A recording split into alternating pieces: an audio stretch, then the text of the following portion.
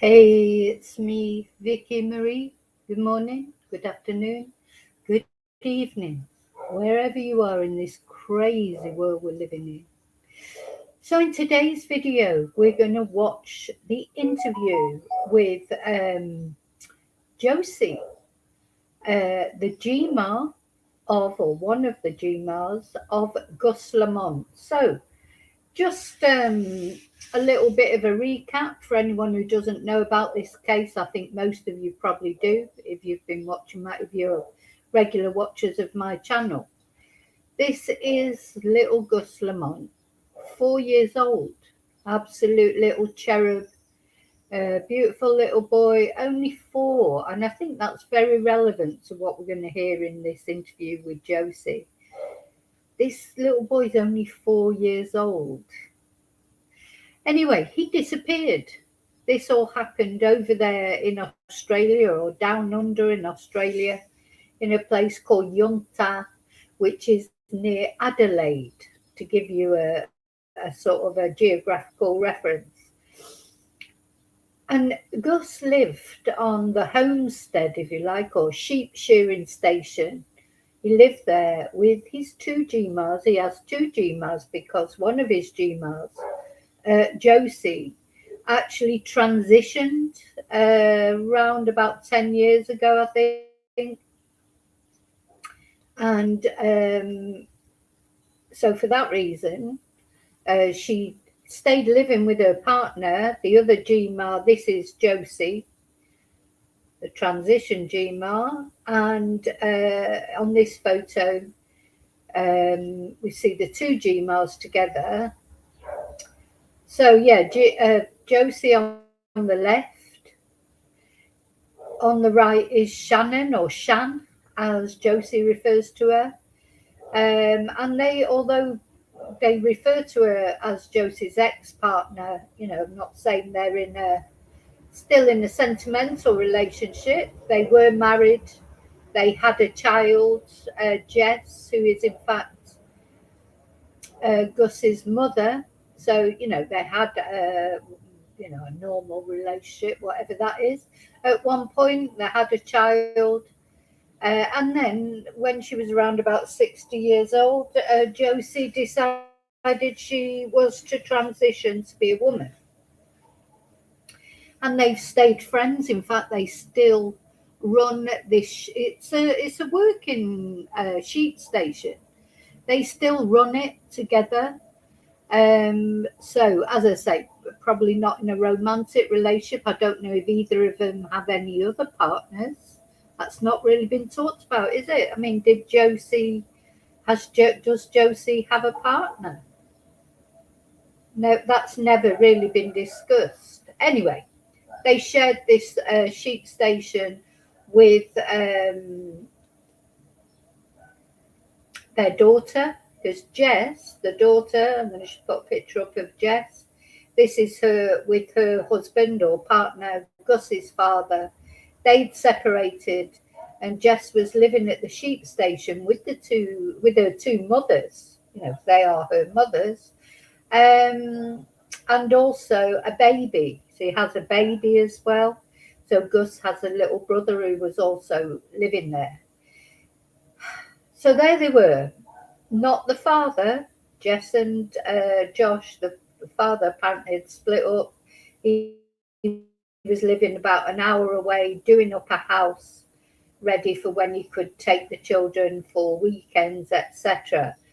I don't think that we've been told that they had an acrimonious relationship, though it is said that Josh did not get on with Josie,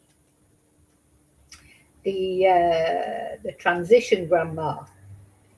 So it's one of those, and this is her. It's one of those very complex family dynamics, isn't it? So anyway, one day Gus, he was playing outside. Remember, he's only 4 years old. This still strikes me as strange. This boy's 4 years old. They're living on this massive sheep station, huge, lots of when you hear Josie later describing where they searched for him, you think, oh my God, how was he ever left to his own devices?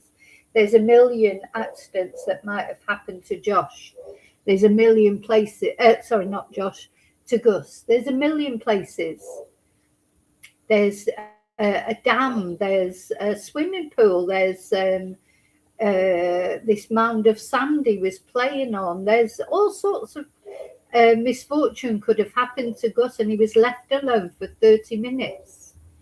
And from what Josie tells us through this interview, you'll see he was left alone on a regular basis. He'd wandered off before. He would go for a walk on his own. What?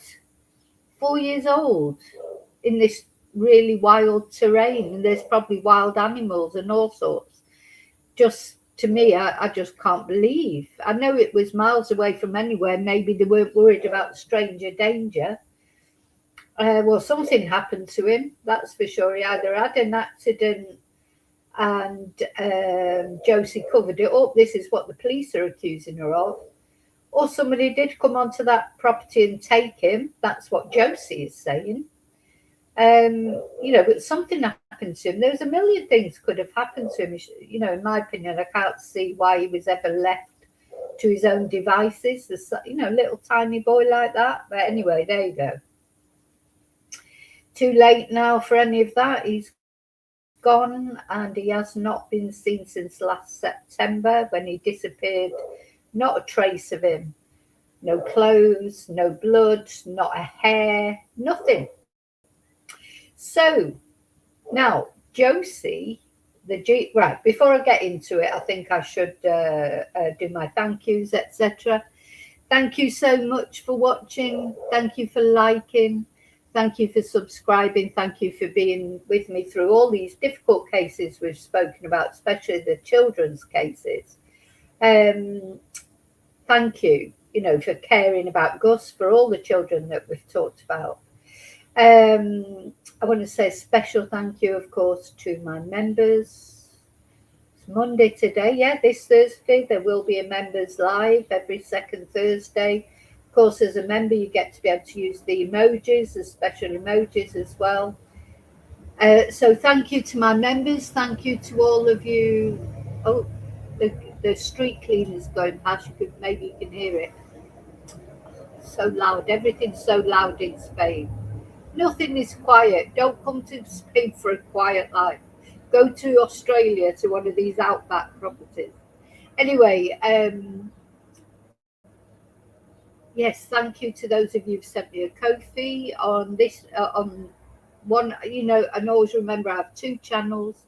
On one of my channels, it's Buy Me a Coffee. On the other one, it's Buy Me a Ko-fi.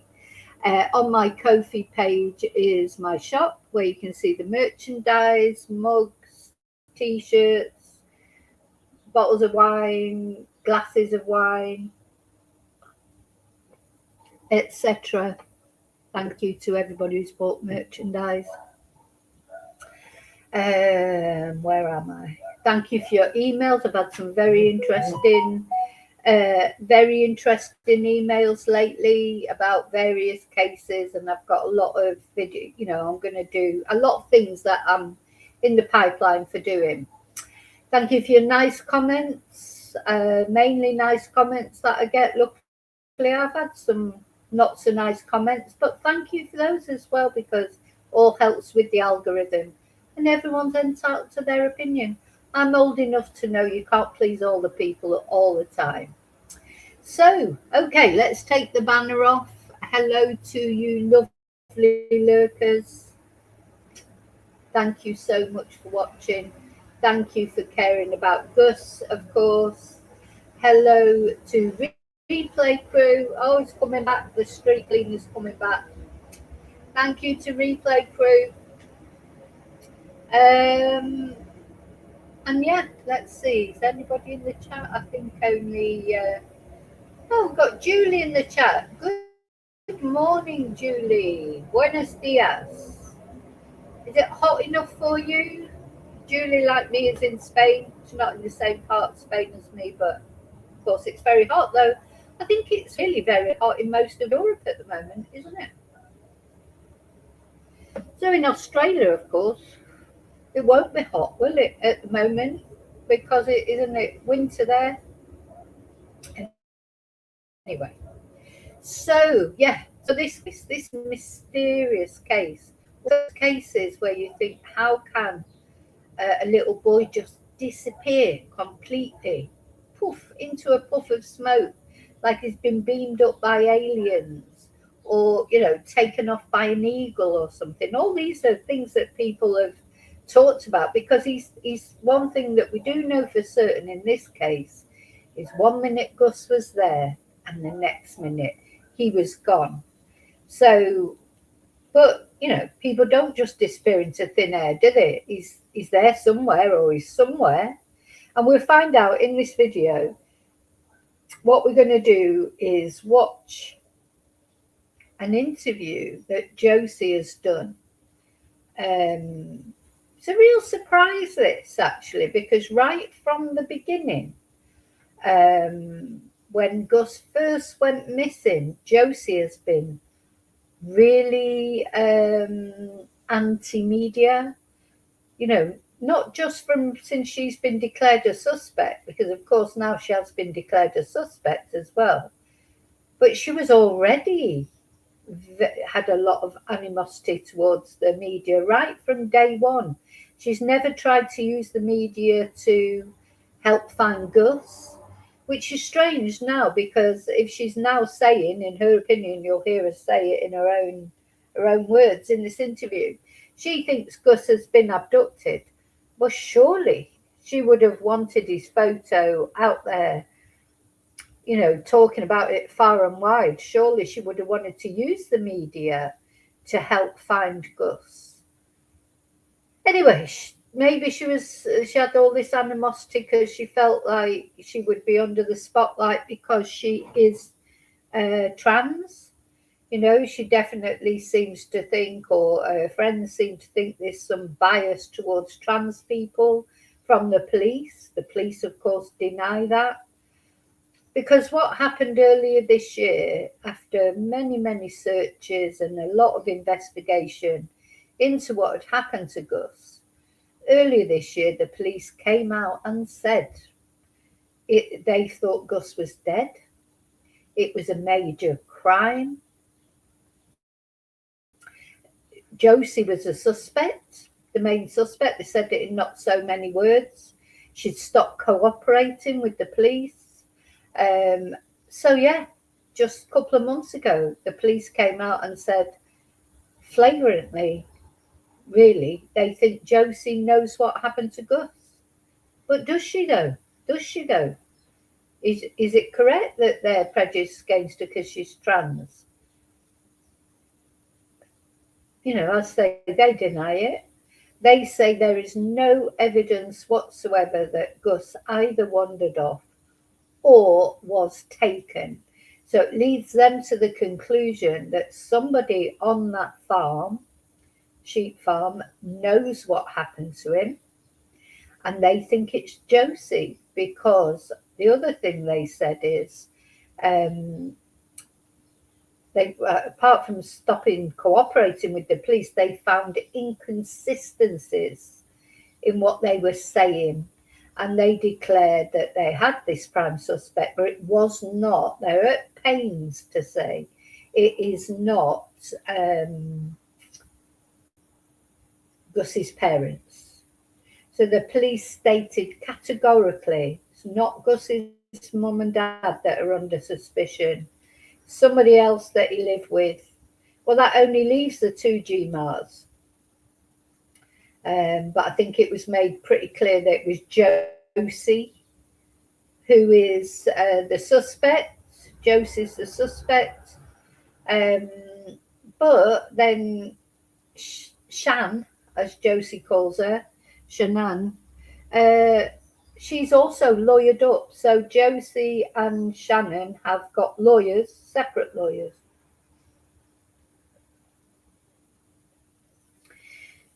And the answer to the question we had is, are they still living at the sheep station? Yes, they are, apparently. That's where they work. That's their job. I mean, they're into their 70s. That'd be hard work. It's hard work for anyone, but you're talking about I mean, Josie is built like a brick, what's it, house. I mean, she's got muscles like Arnold Schwarzenegger would be proud of. But even so, she's in her 70s, so it's not going to be easy work, is it? And she says in this video, she works 7 days a week, and so it's hard work as well. And you'll find that she says in this video that they were hoping that Gus would eventually take over this farm. Now, I appreciate that, but Gus was only 4. These ladies are in their 70s. So Gus would be capable of taking over the farm until he was at least 20, would he? So you talk about another 16 years, they'd be coming up to 90. Were they really planning on running that farm until they were nearly 90 and then Gus would take over? Just, that's the thing, when you have businesses like this and, they've worked for themselves for a long time, they've run this has been in the family for years,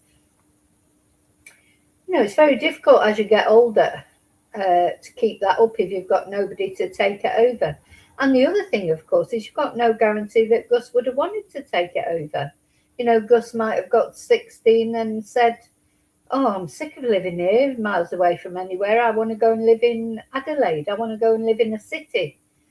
So you've got no guarantee. But anyway, this is what Josie says. So, yeah, well, we'll see. So she's suddenly, after having so much animosity towards the media, she has suddenly decided to do an interview, put her side forward with 7 News Australia.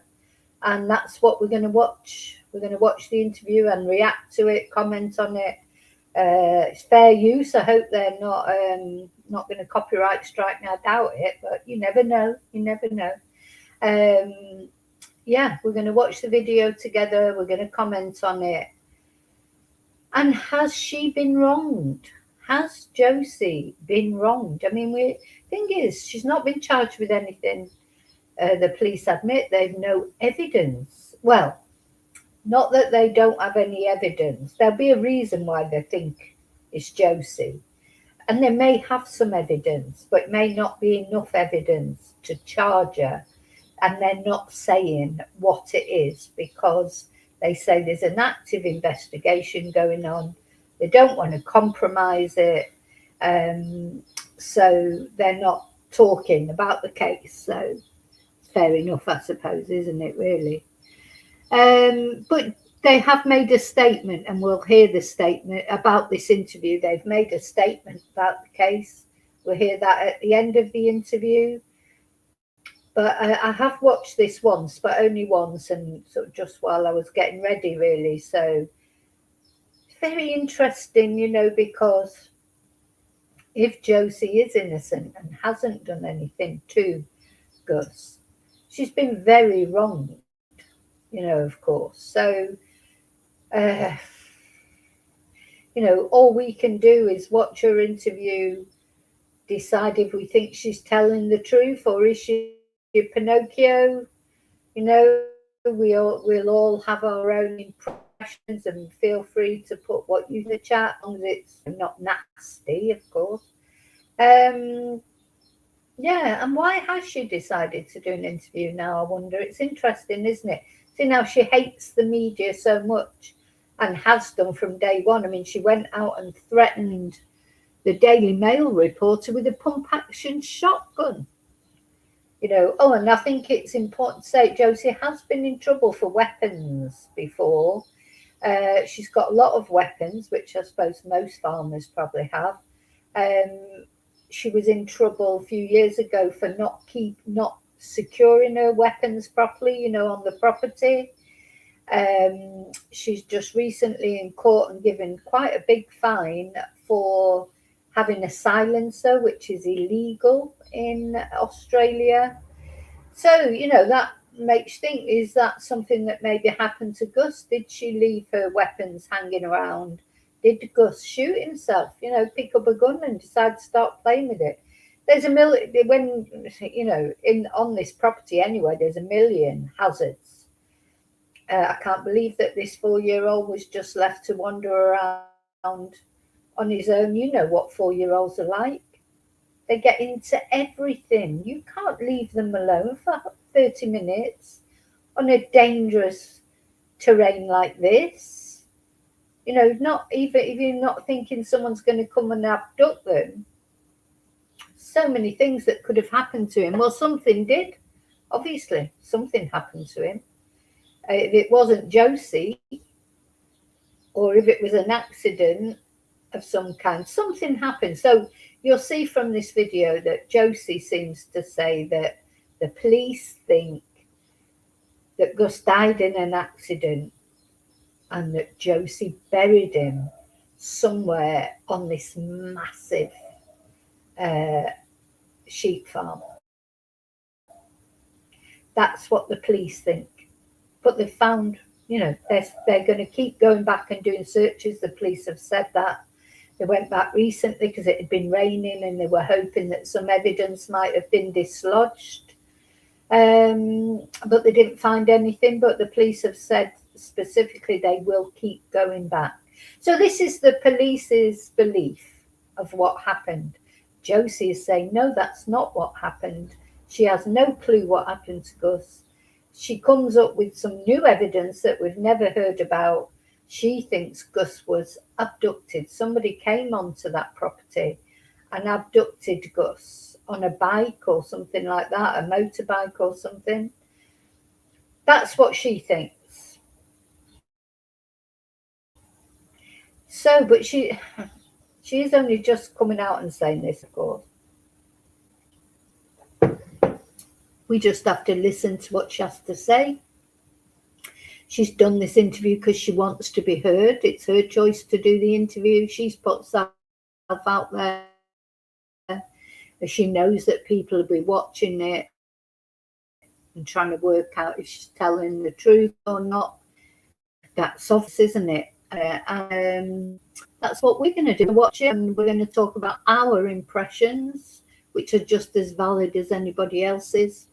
I think one important point that the psychologist who talks at the end makes is, you know, we do judge other people's reactions to things by how we think we would react, don't we? You know, you watch somebody's reaction, somebody going missing or dying, you think, oh, that's a strange reaction. I wouldn't react like that. And we judge that person. That's human nature. But we do have to remember that everybody is different. People do react to tragedy, etc., in other ways. So it could be that Josie, even though you may not feel she reacts the way we might react. Also, we don't actually know how we will react. We know how we think we'll react. But until, God forbid, these horrible things ever happen to us, we don't actually know 100% how we will react, do we? So we have to bear all that in mind. I've tried to watch this with an open mind. Obviously, when the police first made Josie a suspect, you know, you start to think, oh, well, they must have a reason for doing that. But, you know, they could be wrong. The police have been wrong before. So we're going to watch this with an open mind, get our impressions of what Josie says. I do think it's strange she's just coming out now and doing that. I'm not sure what's behind that. But she apparently wants to put her case across. So we'll see. Hello, Sean. Good morning. Good morning. Here we are again, hoping we're going to find out what happens to Gus Lamont.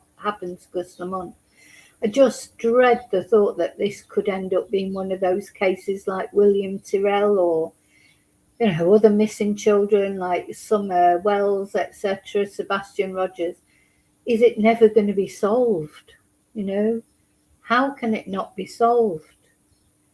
Anyway, so let me share. We're going to look at it. I will comment on it from time to time. At some point, I'll probably try and load up this video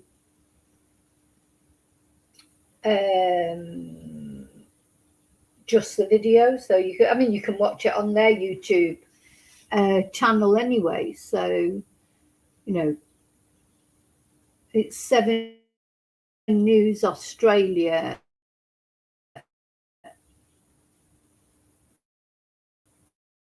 Oh, sorry, I just need to put you. There it is.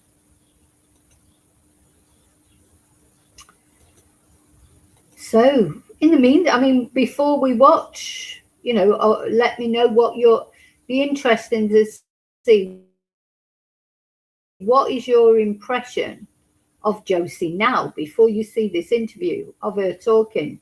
And did the interview, or will the interview, change what you think? Maybe you think she was guilty, and then after this interview you'll think, oh, maybe she's innocent, or maybe the other way around.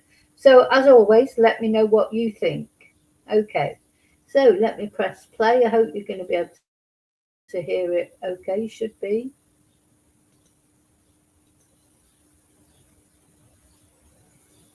Now considered a suspect. Are you hopeful Gus will be found? Do you have to say anything about the disappearance of your grandson?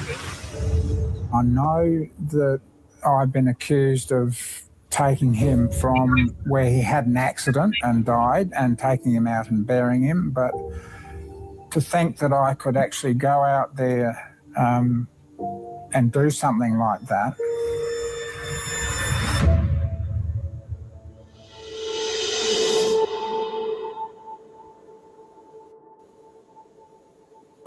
That's an emotional Josie Murray speaking for the first time. Good evening, I'm Michael Usher and welcome to Spotlight. Everyone has wanted to hear from Gus Lamont's grandmother since the 4-year-old disappeared from the family's outback farm in September last year. Everyone, including South Australia Police, since they named a suspect. Josie is angry, frustrated and devastated. 7 News Adelaide crime reporter Hannah Ford joins Spotlight this week as we go inside the untold story of Gus Lamont.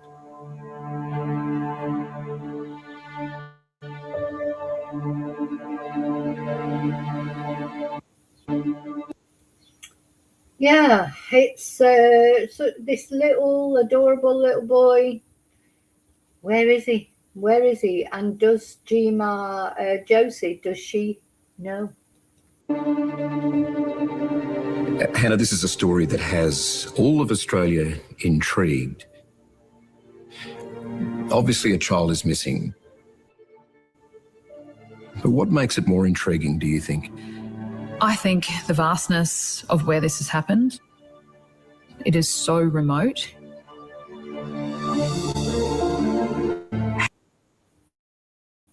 How does a child go missing and just vanish without even a trace, not a hash? Did you see how massive it is? But it's quite sparsely, it's not forests, is it, and things. So they've sent drones over, of course, and nothing has been found. So not only with the land searches, the drones have gone over there. Nothing has been found, not a trace of Gus, not his hat, not a piece of clothing, his shoes, nothing, nada.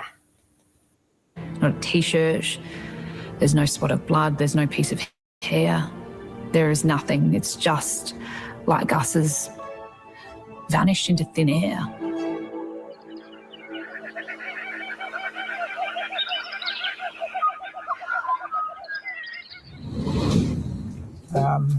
I'm recording. Can you tell me anything more about him, his personality? He was fairly quiet. He would get upset occasionally, like all kids. That's normal.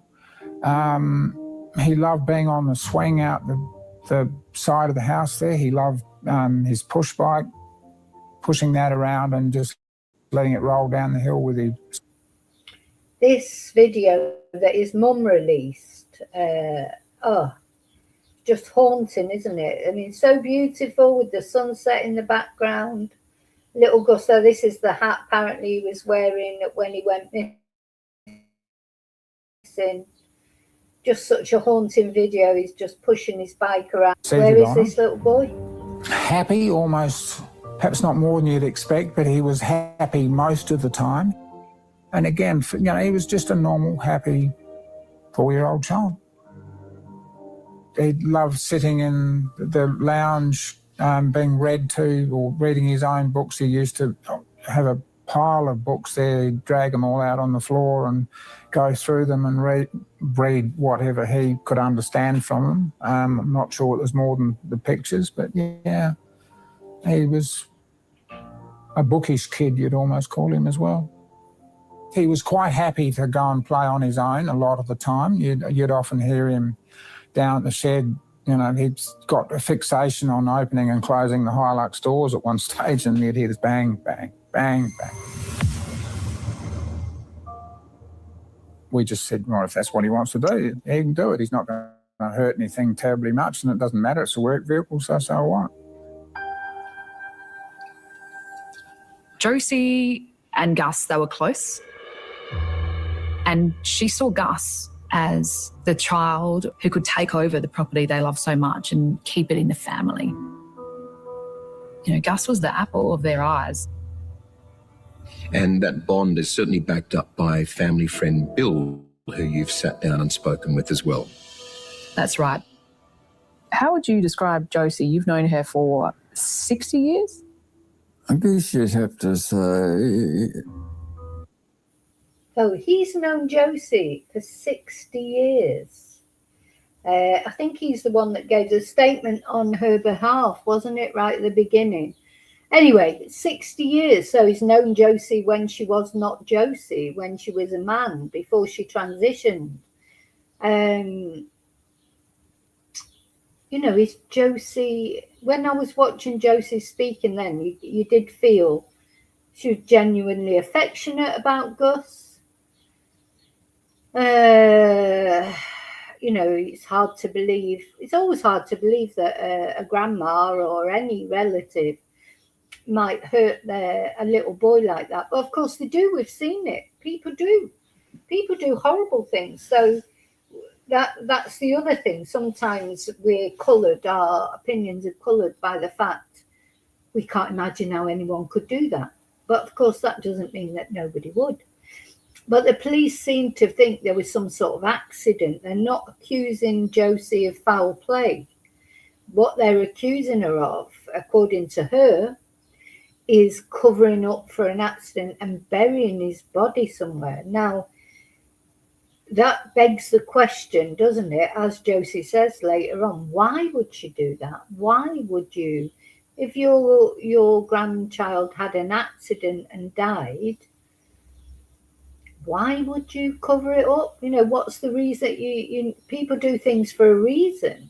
I mean, all right, they would get into trouble maybe for negligence, I don't know, but you know, it wouldn't be like a murder. You know, they probably wouldn't even get prison at their advanced age.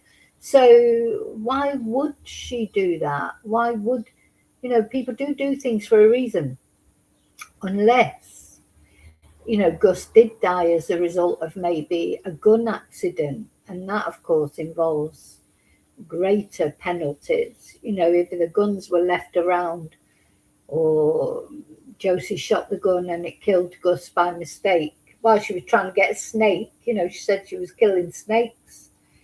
Is that a possibility? And why would they hide Gus's body if it was a genuine accident? Unless maybe there is a bit more to it. And of course the body then will show, even now, that it'd be skeletized by now, sadly. But even now, if it was a gunshot wound or something like that, would still show evidence, wouldn't it? So, yes, it's an intriguing one, but it does beg the question, why would they do that? If supposing they did do it, you know, hide Gus's body, why would they? A bit quiet, a bit reserved, pretty athletic, pretty studious. You'd have to work very hard to find someone that would say anything against her. How would you describe Oak Park Station? Well, it's open, remote, distant, Huge. lonely, beautiful. It's a big place, very hard to get your head around the size of it. Yeah, hard to get your head around the size of it. And this is something that I do find worrying.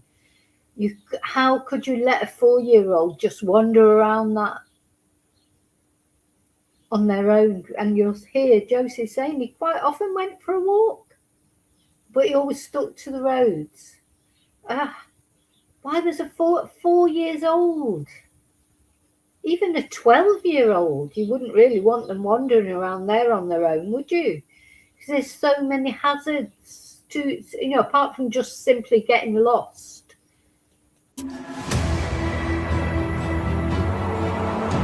There's a town before it called Yunta, which is about 300 kilometres, 400 kilometres from Adelaide. It's in the middle of nowhere. I call it nowhere land.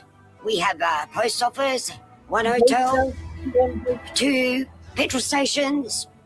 We had a flood last month, and the road traffic and the road trains were all stuck here for a whole week. We only have Telstra here. Hi, Telstra. Without that, we're sort of buggered. And then from that town, it's another 40 minutes to Oak Park Station. There are 6 gates that you have to open and close to get through. You say middle of nowhere, but it really is. You can't see anything, and you could hear a pin drop. That's how it feels out there. Yet they let that 4-year-old boy wander around with impunity. So this is why, as well, the police don't seem to think that Gus has been abducted. Now, Josie puts forward a different theory, you'll see. How could he get abducted from there? How could that happen? I mean, in a way, I sort of wish he had been abducted, because there's a chance that if he's been abducted, he may still be alive. But I just can't see it. The police can't see it.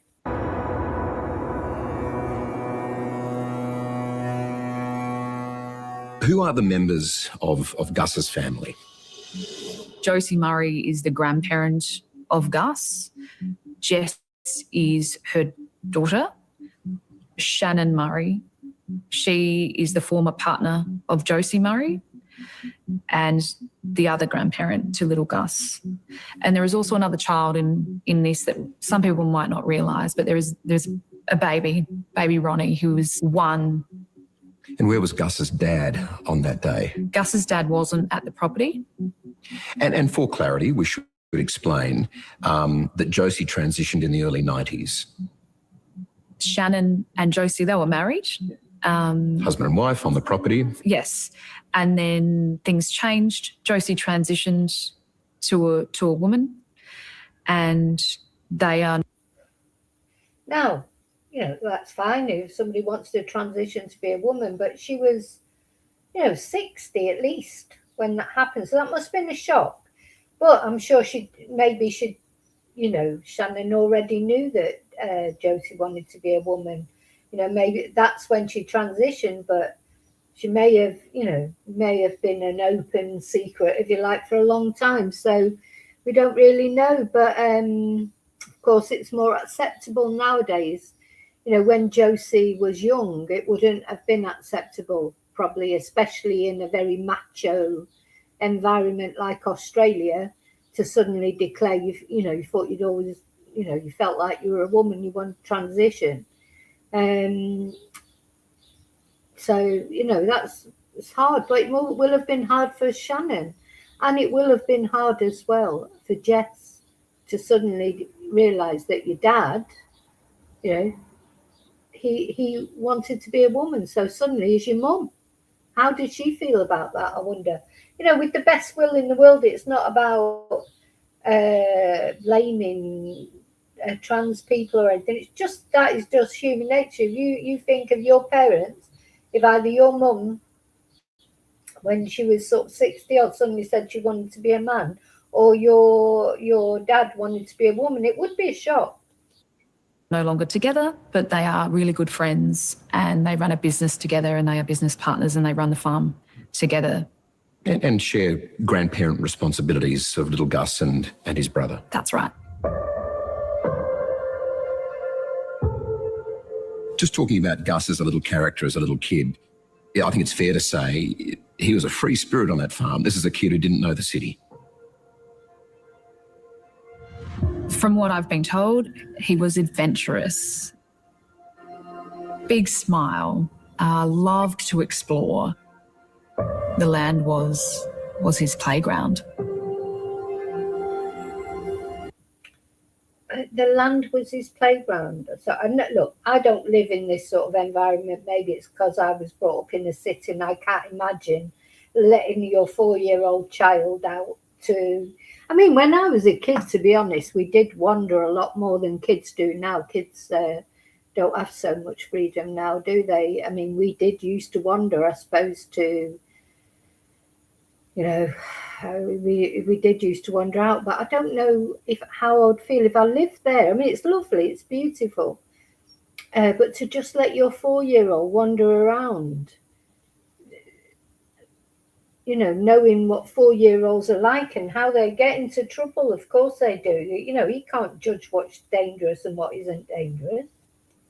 People leave one another alone here, it's pretty good. You want a nice, peaceful life. You got children and you're worried about the city, what's going to happen. It's a good place, I suppose, to bring up kids if it's safe. You know that the kids can play out in the yard and nobody's going to hurt. What's she got in her arms there? Sorry, just want to have a look. What are you... Here, it's pretty good. You want a nice, peaceful life. You got children and you're worried about the city, what's going to happen. It's a good place, I suppose, to bring up kids if it's safe. You know that the kids can play out in the yard and nobody's going to hurt them.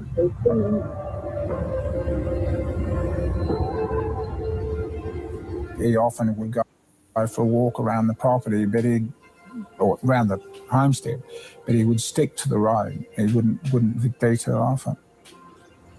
He'd never go very far, but he would certainly walk around the homestead to the far reaches of the house paddock, if you want to call it that. I've never bothered to check it, but it's probably 5 or 10 acres, and he would cover all that, and no problem. I used to see. He would cover 5 or 10 acres, no problem. He's 4 years old. That to me, I don't like that. But of course, I don't live in that sort of environment. That other lady that was speaking earlier, just before, she said, oh, you know, if you don't want to be in the city, you're safe here. Well, no, you're not safe. Of course you're not. You're safe. It's different dangers, isn't it? In the city, you've probably got more stranger danger, I suppose. I don't know, traffic danger. But in a place like that, there's a lot of danger for inquisitive toddlers. You know, and really Gus was not exactly a toddler. He's a little bit older than a toddler, but, you know, he's still only 4. So, yeah, I don't like the idea that they were just leaving him to wander around, according to Josie. Him down the cattle yards occasionally and places like that.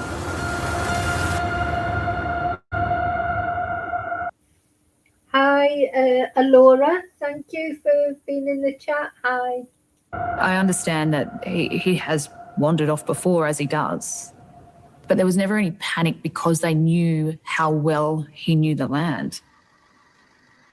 Shan had taken him down. You know, this just doesn't make sense to me. They knew how well he knew the land. He's 4 years old. You might say that about a 13-year-old, but 4-year-olds, how well can he know the land? You know, talking about him as if he's a grown person. He's 4. So, yeah, I don't like, this doesn't ring right for me. But I don't know what his mum would say about it. You know, of course, we haven't got Jess's view on it. She doesn't talk in this video. I don't know if she'll ever come out and say anything, but is that what she thought? That he was old enough to know the land and just be left wandering around it at 4 years old? Personally, for me, yes, Alora, it is a red flag because, is that just an excuse? How can you let a 4-year-old roam around that massive land? To the shearers' quarters while Jess and I were out mustering. And he had wandered off, and Shan couldn't find him when she was going to come home. So she came home and told us, Gus has gone for a walk somewhere.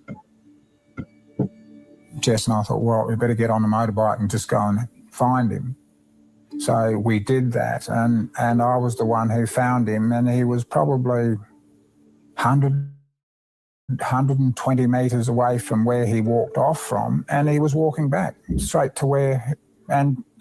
So, yeah, I'm not sure about this, because what she's saying is that he went missing once before. They all jumped on their bikes, motorbikes, because they seem to use motorbikes to navigate the land often. And there he was, on his way back. He was walking back. He knew exactly where he was going at 4 years old, according to Josie. I don't know about that. These are things... Makes you wonder what were the things that the police thought was, because part of the reason the police made Josie a suspect was because there was inconsistencies in what she was saying. Just looking at a face there, that to me is the face that I've seen on people that are making things up. When, I'm not an expert on body language. I don't believe anyone is an expert on body language. Body language it's only afterwards you look and you say, oh, yeah. But she's got that look on her face to me that I've seen on people that have been proved to be liars. It's like she's sort of the way she's looking and she's thinking about what she's going to say next. So suddenly now she's coming out with this, that he went missing once before, and she went out looking for him, and there he was, making his way back. He knew exactly where he was going at 4 years old. I don't believe that. I sung out to him, and he just looked over at me and just said, yeah, no problem, and just walking back to the shearers' quarters. Jess went over on the motorbike and picked him up, and he wasn't... Yeah, just looked at me and said, yeah, no problem, and just carried... Yeah, he's 4 years old. 4-year-olds don't talk like that. Concerned, so he wasn't lost or anything. He'd just gone for a walk. In September last year, the scenario was very different. Gus had wandered off and this time hadn't come back. That's right. The family knew this time this was out of character and there was possibly something very wrong.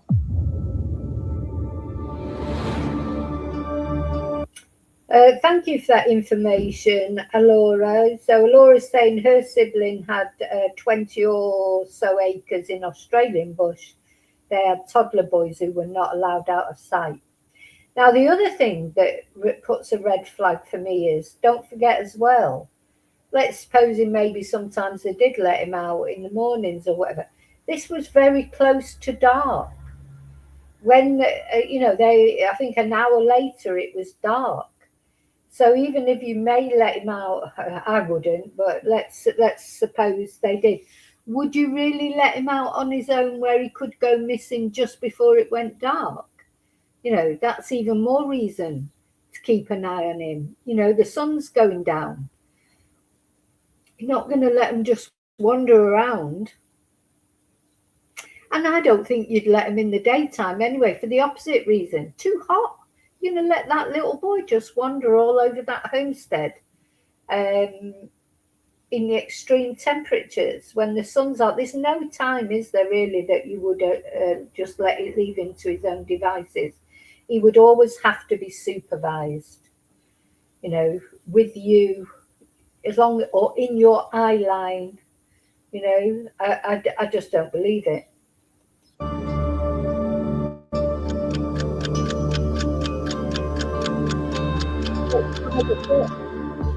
I remember looking at my watch when we put the sheep through into the right paddock, and it was 10 past. So, and we drove straight back without any hold-ups.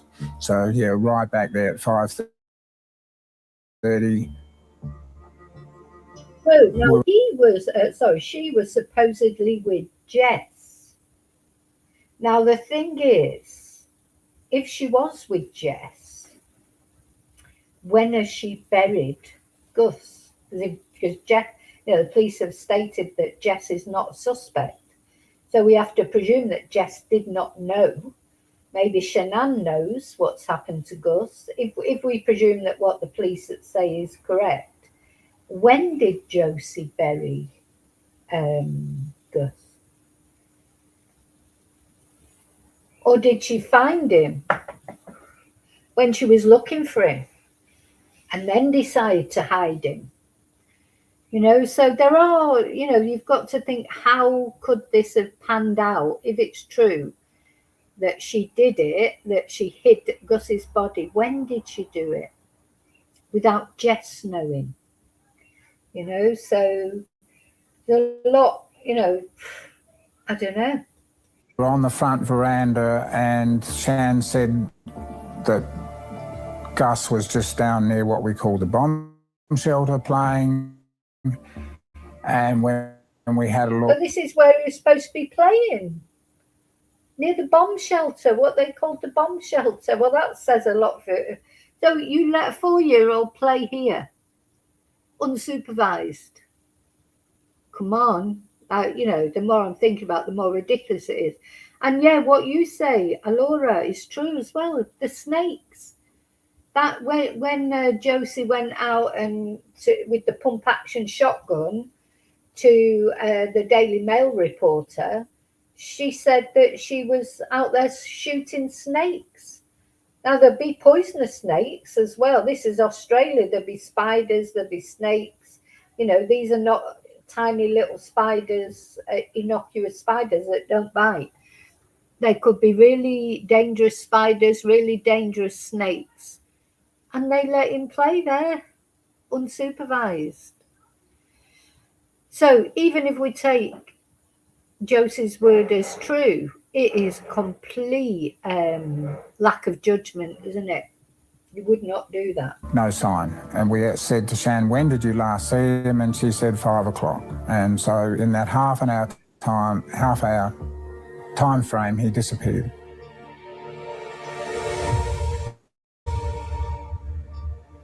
And yeah, Julie is, yeah. I'm not saying you wouldn't let them wander, but did you see like that? They said they call it the bomb shelter. I mean, it wasn't a clear piece of land. And yeah, you would, there has to be boundaries. You can't, in a huge place like that, you can't just let them wander anywhere, because toddlers might start walking. I know he's not really a toddler, he's more than a toddler, being 4, but he's not much more. He could easily get lost, lose. I mean, it all looks the same for a start. So she's saying, oh, he knew it so well, but he was only 4. And then there's all sorts of things could have happened to him. But even if you look at where they said he was playing, it looks dangerous.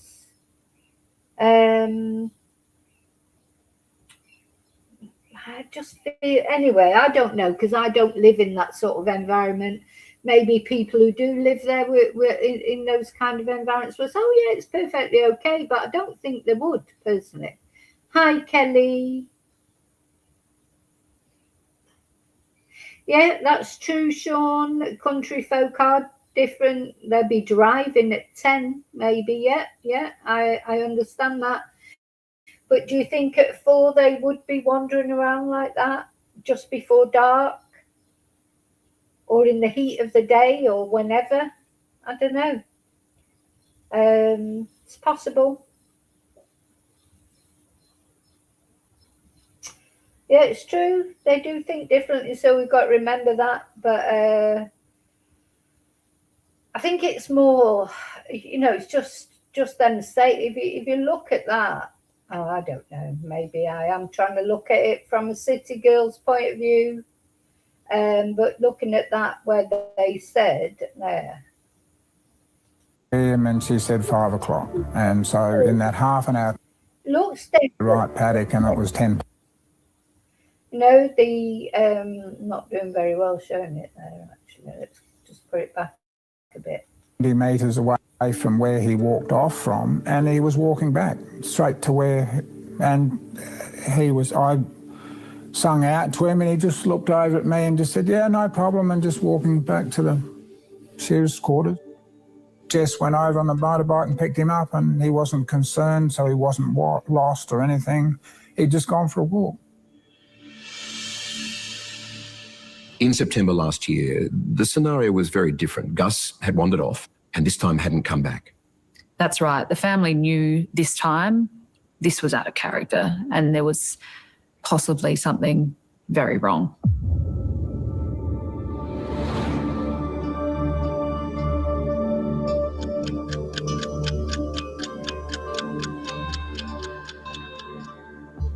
I remember looking at my watch when we'd put the sheep through into the right paddock, and it was 10 past, so, and we drove straight back without any hold-ups.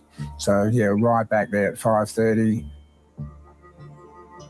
We were on the front veranda, and Shan said that Gus was just down near what we call the bomb shelter playing. Yeah, look, I mean... Anyway, maybe it's just me. Maybe it's just me, but it seems I would never let my child at 4 play there without me watching them. 5 o'clock. And so in that half hour time frame, he disappeared.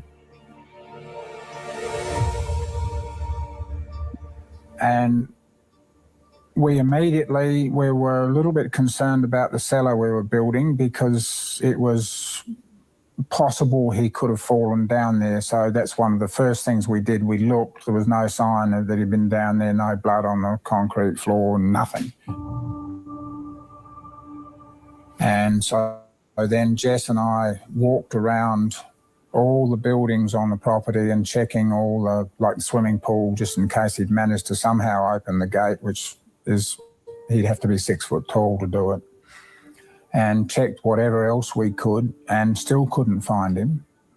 So we had a quick conference and decided what to do, and we decided we'd better jump on the bikes and go and look.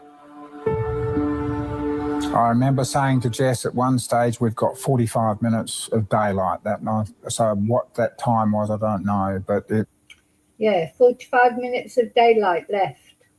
So it was late in the day. So, God, just when it's going dark, your heart would be just in your boots, wouldn't it? After we'd searched on foot, but I remember saying we've got 45 minutes of daylight, we better get with it.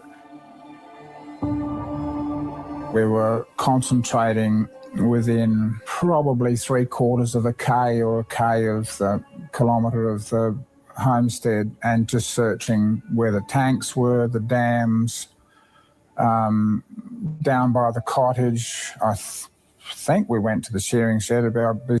Hi, Joanne. Yeah, they called it the bomb shelter. Yeah, that just the fact that they called it that surely would make it... No, like you say, Julie, they do let the guard down, I suppose, if they live in the... I think one thing you probably wouldn't worry about is the abduction side of things. You'd think nobody could come there and abduct him. But there's so many other dangerous things that could happen to him. You know, there might be country folk, but they're not stupid, are they? They know that accidents can happen to children. Surprised if we didn't. And so Jess and I were in contact with the radio or visually pretty well the entire time, even though we might have been separated by 300 or 400 metres. We could see each other, we knew where we were. And we kept that up until it was getting to the dark stage, and then we went home. Went into the kitchen, and I think the question was raised, how soon do we notify the authorities that we might have a missing child and we need to do something about it? And I seem to recall it was sometime around 8 o'clock that we actually made the call. So it's dark, it's getting later and later. When do the police first arrive? Because distance is a tyranny out there. Yeah, so we understand that an officer named Luke was the first one to arrive from a nearby town. After that officer arrived, there was a second one on his way. Luke and I were sitting on the hill outside the house trying to spot his flashing lights. And this went on for some time. So the first police officer arrived, and the second police officer, you'll hear her tell you, he couldn't even find his way there. You know, and he could, of course, have run Gus over. Trying to describe how he should get to the property, and I kept saying, look, go back to Paratu Homestead and come in on the road. Eventually he just gave up and went back to our room. So he actually never arrived on the property. That's how difficult it is. While Luke was there, I got in the vehicle with him and went down to the cottage, and we searched that and the shearers' quarters, all the buildings down there, the sheds, and then up to the shearing shed and checked all that. And I'm pretty sure we did the tanks and everything and the dam, because everyone automatically jumps to conclusions that he could be there, even though we'd already checked them 2 or 3 times by that stage. A bit later that night, Shan and I went out in the buggy again, and we very carefully, because it was an issue with vehicles running around, if Gus was actually out there and walking around, if he blundered onto the road in front of a vehicle coming in, he could get cleaned up and run over very easily. So we were being very careful and just quietly, probably 10 or 15 k's an hour, moving along the roads, just checking along the roads, because as Jess said, and we're all fairly sure that if he had gone for a walk, he would have walked along the road, because that's what he did.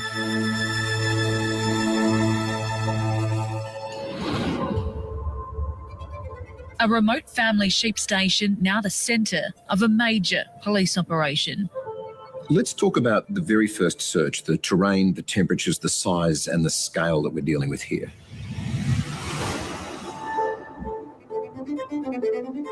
So the first search, they covered 60,000 hectares. There were at least 300 police officers and volunteers involved. They covered so much area of the land, and they searched all day. The scale of the air and ground search as part of this investigation is unprecedented. Certainly the family at the very beginning believed it was just a matter of time before he was found. But by the next day, when the sun was rising,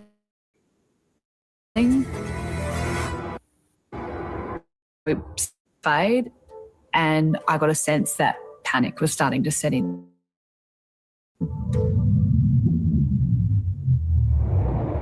Up next, are there new clues in the disappearance of Gus Lamont? Later. Have police told you that you're a main suspect in the case of Gus's disappearance? I'm going to do it now.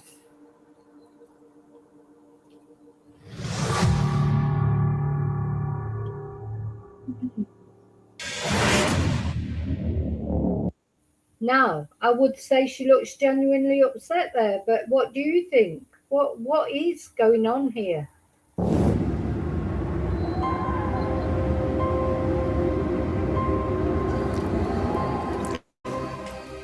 That's what Shan and I say nearly every night when we knock off work. We go and sit on that back veranda with the dogs while they're having their dinner, and we say, how? Why?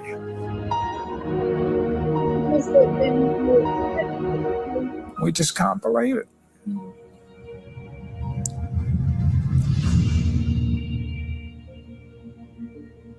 Hey.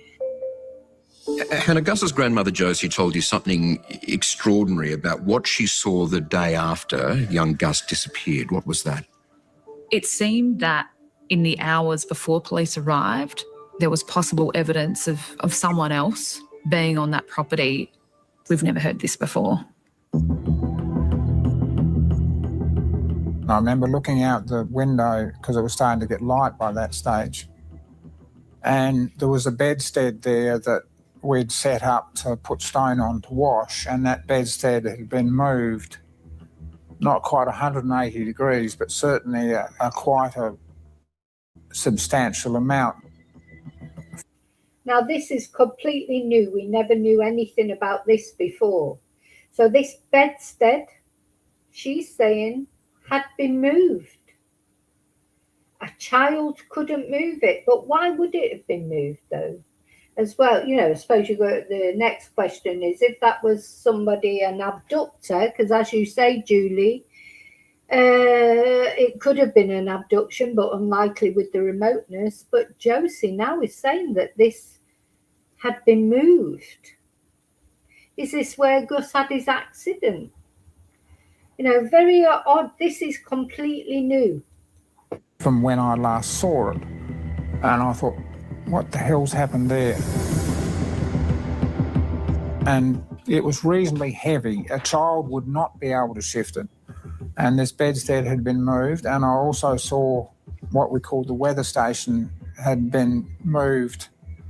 I'm not sure when that happened, but there appeared to be something had happened there. And I then walked up past where the bedstead was and thought, well, I better not move it because this could be an indication of something.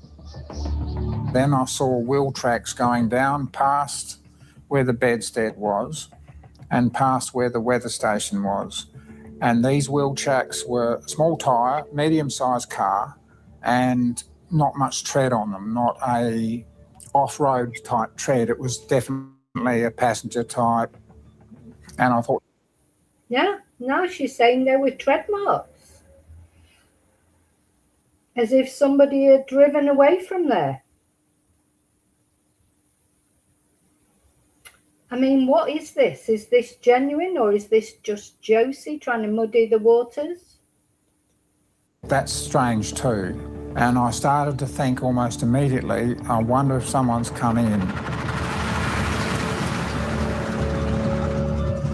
And all the time I was thinking, you know, there's a chance that he's been taken by someone.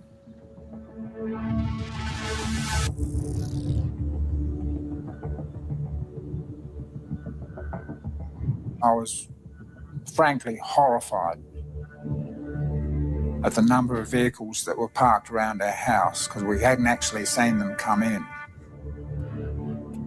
My immediate thought was, my God, they've destroyed any chance of tracking him if he'd walked out on the road or anything, because the road was already pounded up and starting to get dusty and they'd made a mess. One instance we have, and again the police apologised to us afterwards, because I saw footprints in one of the dams. The dam was nearly dry, there was mostly mud, and I found these footprints in the dam and I took photographs of it. And we actually took one of Gus's boots out there and I laid it next to this footprint and took a photograph of it. And I said, it's got to be him. It's got to be him because it's the right size. And the police kept on saying that no. I don't know about you, but personally... to get dusty and they'd made a mess. Does that look One instance we have, and again the police apologised to us afterwards, because I saw footprints in one of the dams. The dam was nearly dry, there was mostly mud, and I found these footprints in the dam and I took photographs of it. And we actually took one of Gus's boots out there and I laid it next to this footprint and took a photograph of it. And I said, it's got to be him. It's got to be him because it's the right size. So, what do you think about that? Is the boot print Gus's boot? To me, the pattern on Gus's boot is different. And anyway, wouldn't he have been wearing these boots? If Gus made that boot print with this boot when he went missing, wouldn't he still be wearing them? Anyway, yeah. So she's saying, Josie's saying she thought, oh, this must be Gus's boot print, but the police said it was the diver's boot print and he just had small feet. And we actually took one of Gus's boots out there, and I laid it next to this footprint and took a photograph of it, and I said, it's got to be him. Definitely. It's got to be him because it's the right size. And the police kept on saying that no, that it was a police diver. Yeah, this guy must have had a size, well, someone said it's smaller than a size 4 lady's footprint, and he must have had tiny feet. And the superintendent admitted to me that was a mistake. So in the race to search for Gus, perhaps early evidence, early signs about someone else being on the property might have been lost. That is what her concern is now. It is fair to say that Josie doesn't have a lot of time for South Australia Police. She's told me she's not happy with how this investigation has gone or the case of her grandson has been handled. It was a... Yeah, it's a high dry spell. Yeah, you wouldn't think so, would you? No, you know, for a grown man to have tiny feet like that. You know, so basically, is Josie being fitted up by the police? You know, this is what I think she's trying to say here, almost, isn't she? Is she being discriminated against because she's trans? Are the police just assuming she knows about it, but really she didn't? Did they investigate properly? So, of course, the police can't give their version of events because it's an ongoing investigation. So we're just going to listen to what Josie's got to say, and then, you know, we just have our opinions. I think it's just confusing, isn't it? I don't know. I mean, I want to believe Josie, really, because you'd never want to believe that somebody would be so deceitful. But, you know, we don't know. Admitted to me later that they think that that was a mistake to come in with all those vehicles so early when they should have actually got the tracker guy from Port Augusta who'd been on our place tracking dogs and trapping them. And we needed to get him there while there was still a chance to find the tracks, but he didn't get there till 2 or 3 days after Gus went missing. Now, I think it's important to remember that the tracker guy that she's talking about, in his opinion, he said that Gus hadn't wandered off. So just to say that, what Josie is saying is that he wasn't brought in on time and that already the tracks had been disturbed by all the police vehicles on the property. So that's a possibility. But I think it's important to say the tracker guy said in his opinion Gus hadn't wandered off. Luke McCoy and said, look, don't rule out abduction. There's signs that something has occurred in front of the bomb shelter, and that was where Gus was when we last saw him, and we're suspicious. And I couldn't rule out that he'd walked off, and I couldn't rule out that he'd actually been taken. I said, you know, I don't know. And so that's the way I left it.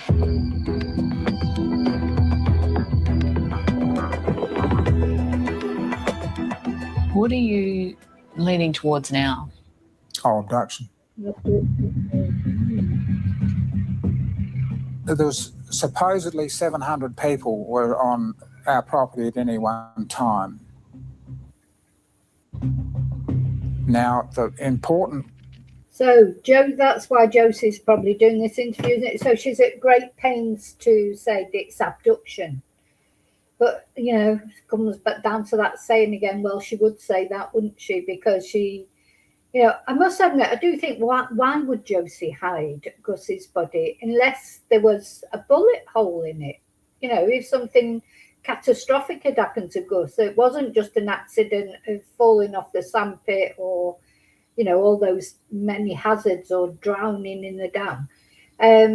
That is a possibility of why she might have hidden his body, because if there was some evidence of the negligence with the guns or or even of foul play, you know, of actual blunt force trauma or something. I mean, we just don't know what happened to this little boy.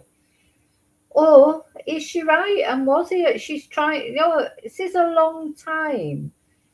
This happened in September. You're coming up to it, not that far off a year. It's about 9 months. And now why is she, why, my question is sort of, why is Josie saying this now when she's been so unwilling and hostile towards the media, and now suddenly she wants to talk? It just, you know, that's one of my sort of things. Why is she wanting to talk now? But of course she could be telling the truth.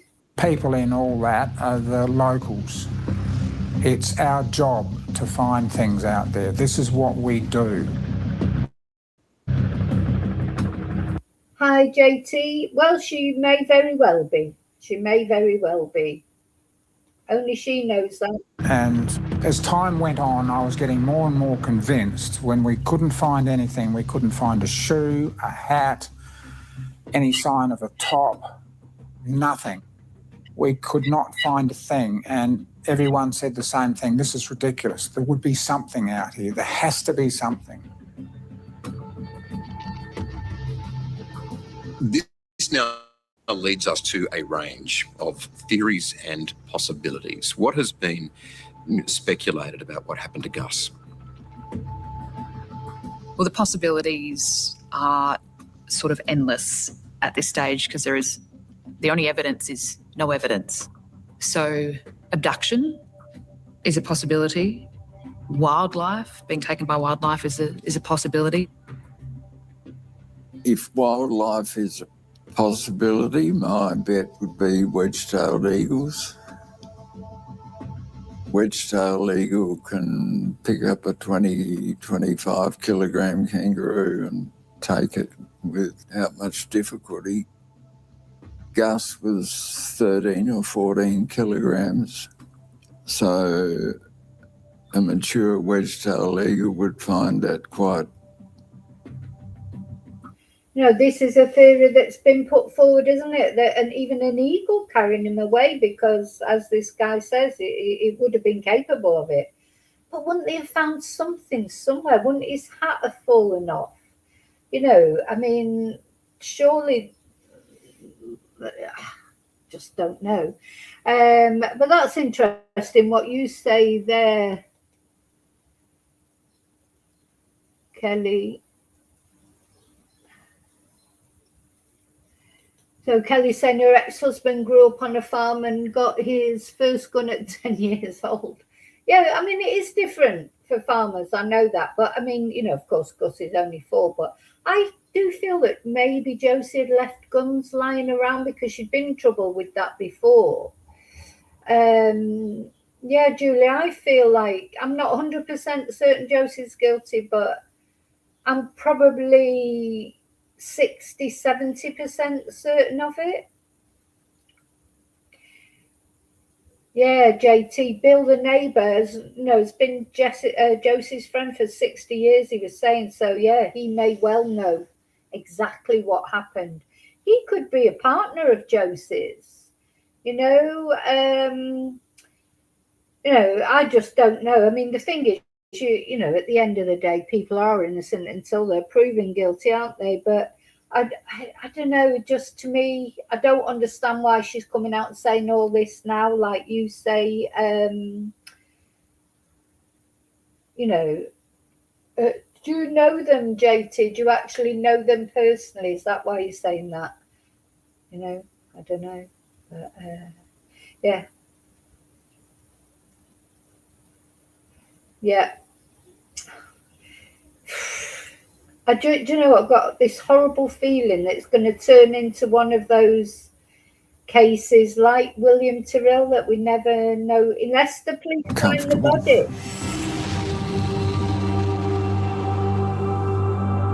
But we've also had theories, wild theories from across the world. Police have had tips from Syria. Are you kidding? That's been one of the phone calls they've had. So many. And the sightings from overseas have been discounted. But because there is nothing, you have to follow up every tip, and there are hundreds. It is a huge amount of work for police. Well, yeah, they are biased, JT, towards Josie, because for some reason Josie's come on to do this interview. Is she being paid? I don't know. She's just been fined quite a hefty fine, hasn't she, for having the silencer? So maybe she is being paid. Maybe the thing is, to be fair, when you're interviewing someone like Josie, you know, she'll have probably put stipulations down beforehand. Do you know what I mean? You're not allowed to mention this. You're not allowed to go too deep into this. You're not allowed this. You know, because Josie is a very hostile, aggressive person. We've seen that. So somehow they've got to come on and talk. So they probably are treating her a little bit with kid gloves. But I'm glad, because you know what? I'm glad to hear her talk. Because, you know, I don't know Josie. And it gives you a bit more insight into it, doesn't it? If he died of exhaustion, you would have seen the eagles, the hawks, the ravens, all around the area. You would have seen it. I think somebody's taken him, whether he's alive or he's dead.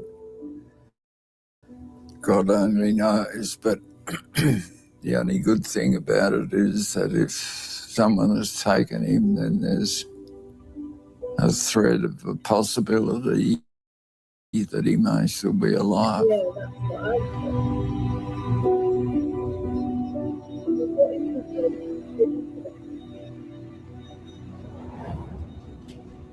February this year, police hold a press conference and they declare his case a major crime, telling us that he was likely killed or his body disposed of after an accident. What evidence did they have to support that? They did not disclose any evidence that they may or may not have. To your knowledge, has there been forensic evidence found to support that major crime theory? Not to my knowledge. But this is a big development. They're putting it squarely back on involvement within the family. That's right. In that press conference, abduction, unlikely. Taken by wildlife, unlikely. So back to the family we go.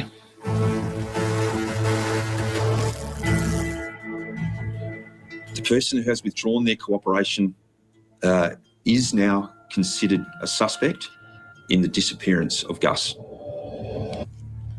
I do want to stress, however, that Gus's parents are not suspects in his disappearance. They don't announce any charges. No charges, but the parents are not involved. And yeah, JT, we have covered this on my channel with my followers from day one, from the day virtually that Gus went missing. Because we cover quite a lot of Australian cases. We covered the mushroom murder trial extensively. We're waiting with bated breath for the trial of Patrick Oren Stevenson, the Samantha Murphy trial, which is taking its time, but it'll happen eventually. So yeah, I do have a playlist on my channel of Gus Lamont, all the videos that I've done about Gus. But anyway, yeah. So the police came out with this bombshell, didn't they, out of nowhere? Major crime, Gus is dead. Parents are not suspects, but somebody who lived on that homestead is. So it was obvious it was Josie.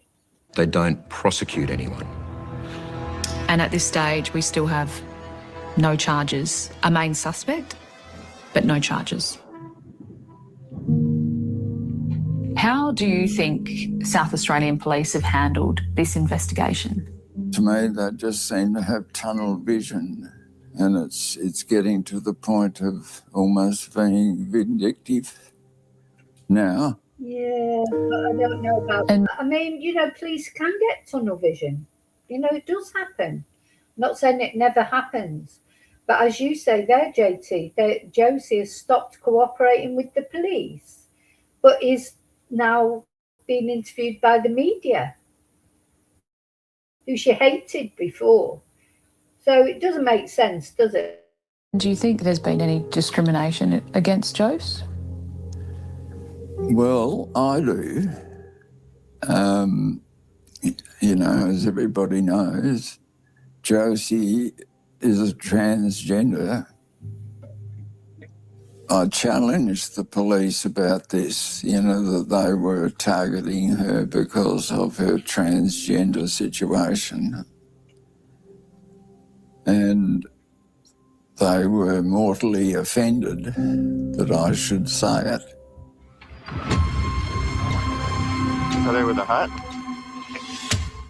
So when police declared this a major crime, the family stopped speaking to them. They both hired high-profile lawyers and haven't spoken to them directly since.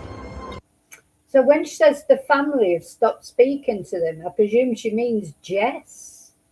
You know, it's like Jess.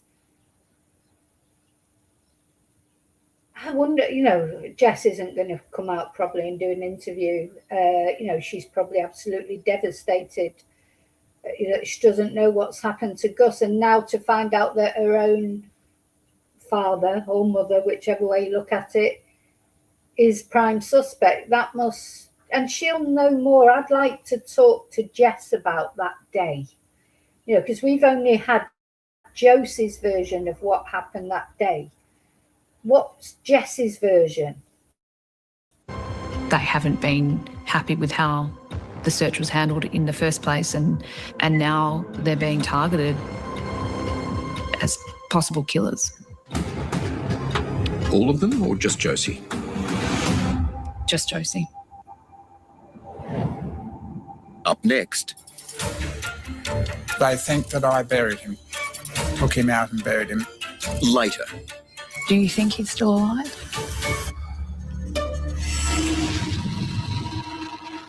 Well, I think he knows that he's not still alive. I mean, this is the impression I'm getting here. Probably, maybe it was an accident, but you know, it's hard to shake off. Anyway, let's watch it.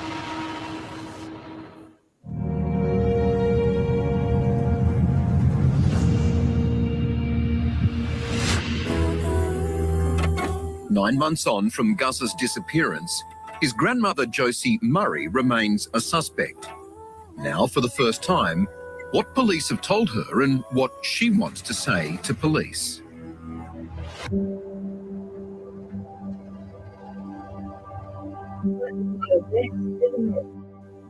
you imagine them all driving around in horse and carriage.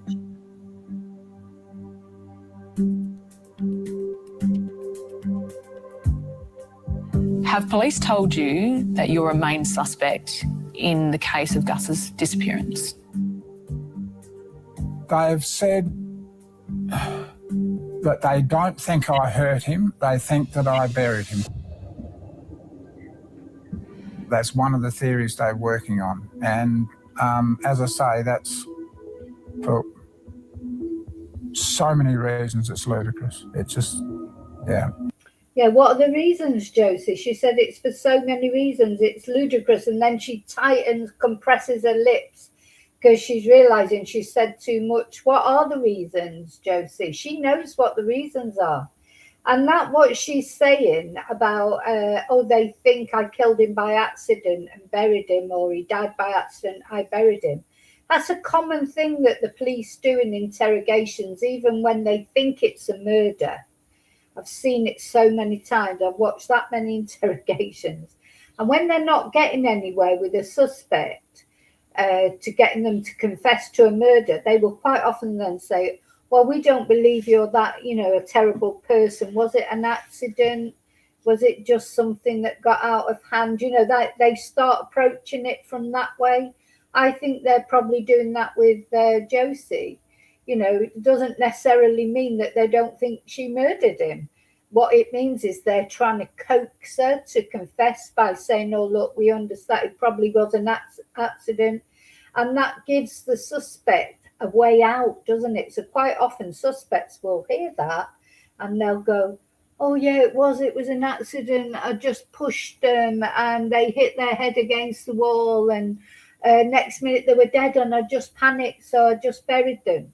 So just because the police are saying to her that doesn't mean say they don't think it's a murder. They don't know.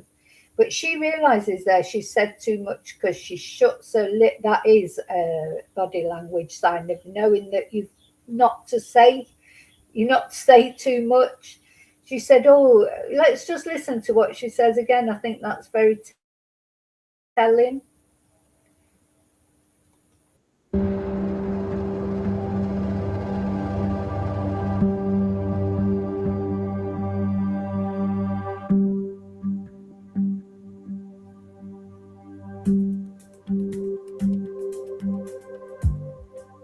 Have police told you that you're a main suspect in the case of Gus's disappearance? They've said that they don't think I hurt him, they think that I buried him. That's one of the theories they're working on. And as I say, that's for so many reasons it's ludicrous. It just, doesn't make sense. For so many reasons, it's ludicrous. What reasons, Josie? Why would you do that to yourself when you know that, okay, if he'd had an accident, you'd just go, well, you know, as much as we hate it and everything, you know, he's had an accident, right, you know, we've got to deal with it. Yeah. Gus was who you were going to hand over the farm to eventually. Oh, yeah, that's the other thing why it's ludicrous. I mean, why would a 70-year-old like myself and like Shan be working, which we are. I tend to probably work close to 70 hours a week. I don't stop for weekends or anything. I just keep working every daylight hour there is. Why? Yeah, it's a bit narcissistic, isn't it? You know, I work every day, you know, poor me, I'm working, but in a way, why would she do it if it was an accident? Which then makes me think it wasn't an accident. Would I do that at this age if I don't intend to try and handle the property over to Jess and the two boys in the best possible condition I can do it?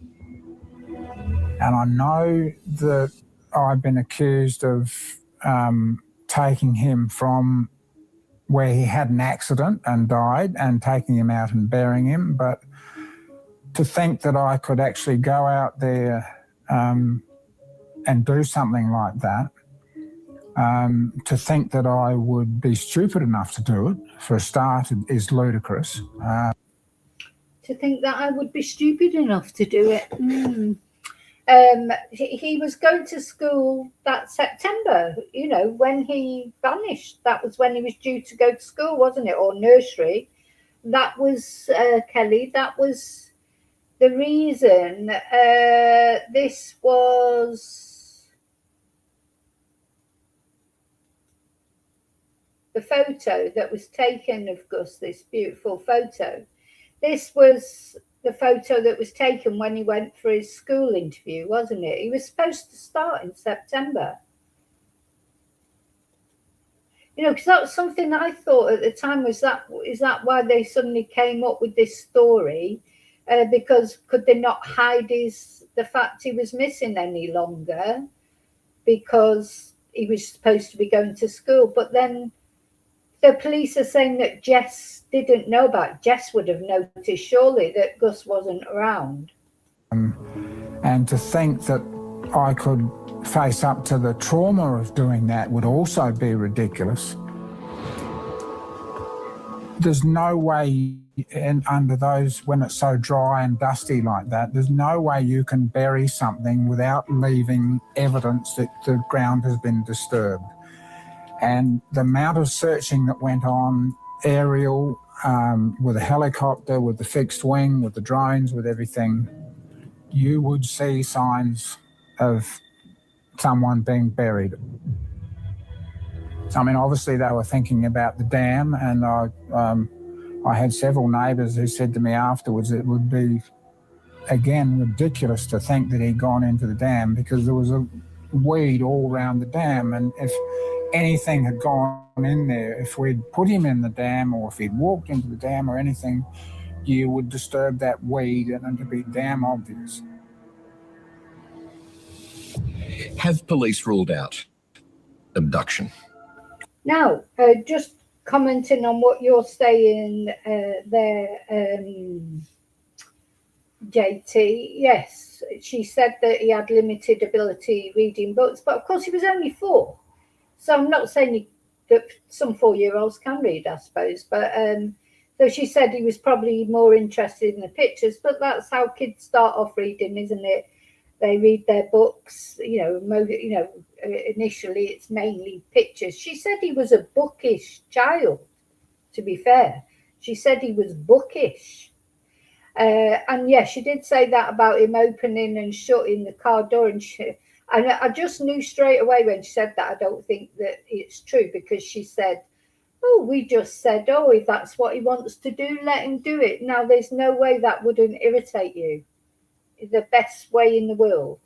You're sat there and your child or your grandchild is opening the car door and closing it, opening it, closing it, opening and closing it. That's going to get on your nerves. So to say, oh, we just said, oh, just let him do it, that I don't believe that's true. I wouldn't let my son do it. That would be so irritating. We're all human beings. Nobody wants to sit there and hear a car door being opened and shut, opened and shut, opened and shut. I have to put up with it from my neighbours. They do it with their front door. God, sometimes in 15 minutes they open and shut their front door about 50 times. It's really irritating. So I didn't believe her when she said that it wasn't annoying and we just said, oh, well, if he wants to do that, let him do it. I don't believe that. So, maybe that's what he was doing when she got angry with him, and whatever happened. Almost certainly, they believe it is so unlikely that a stranger would be so opportunistic to go into a property so remote.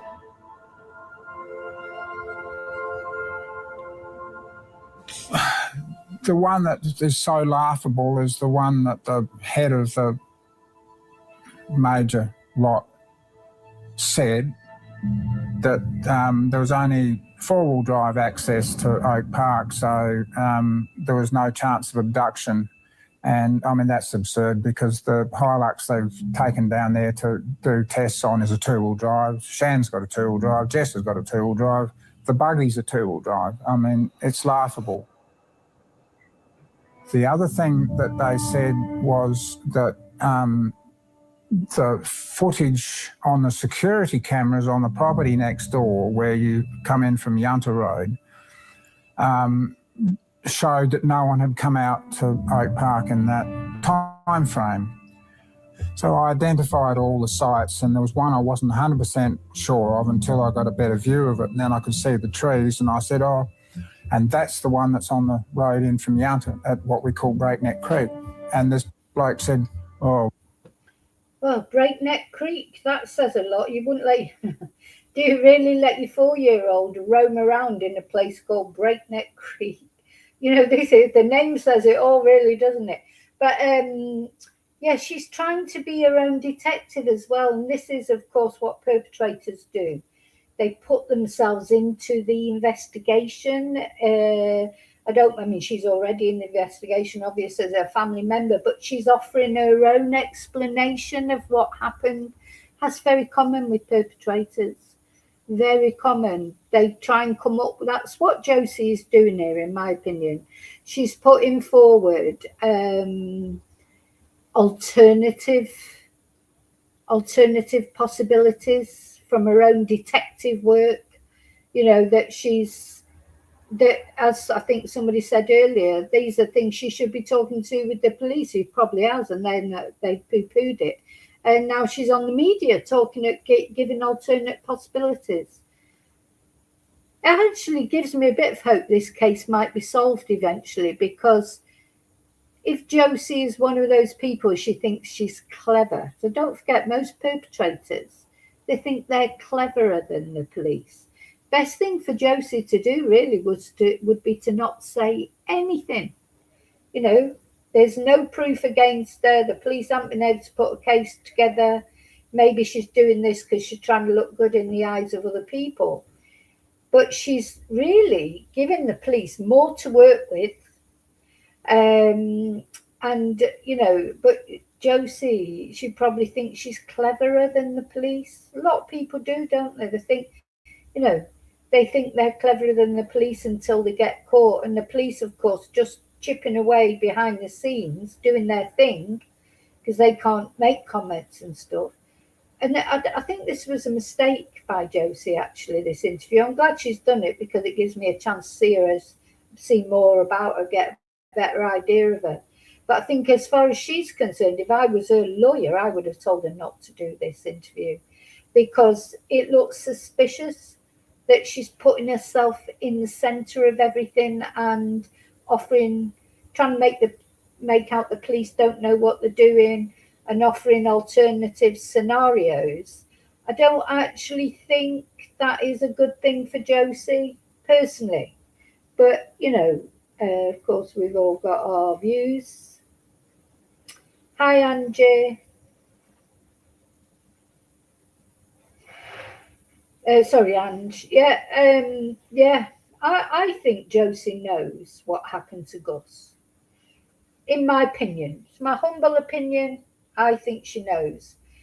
Whether it was deliberate or not, I don't know. That I don't know. But I think, you know, this interview has not convinced me.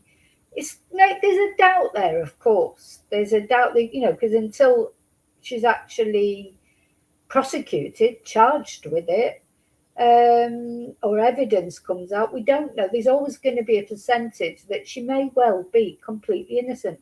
But I don't think this sort of behaviour of the interview and everything makes her look innocent. I think, if anything, it makes her look more guilty. Well, that wasn't working at the time.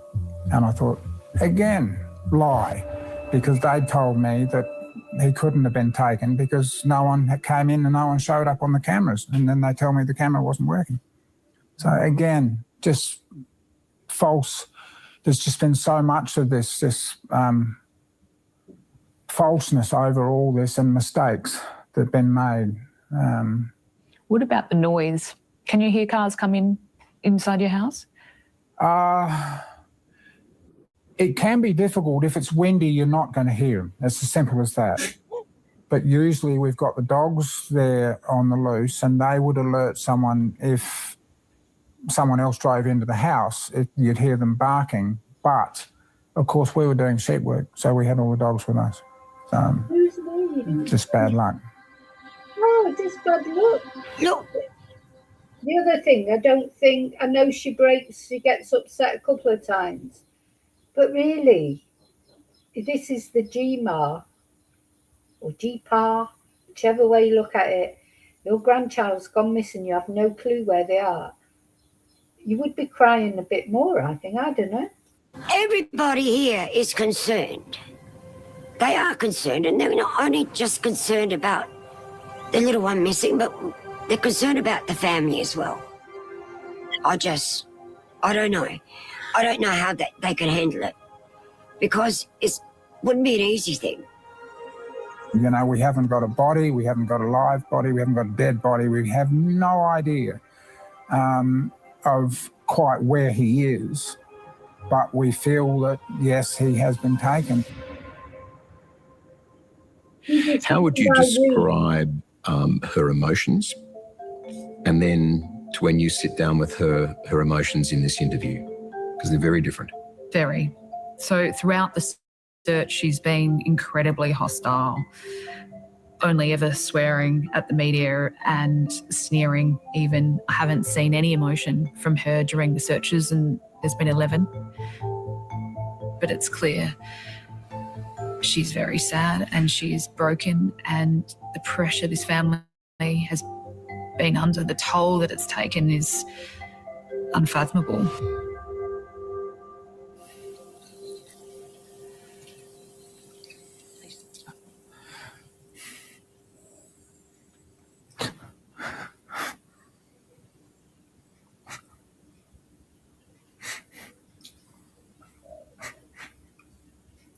Sorry.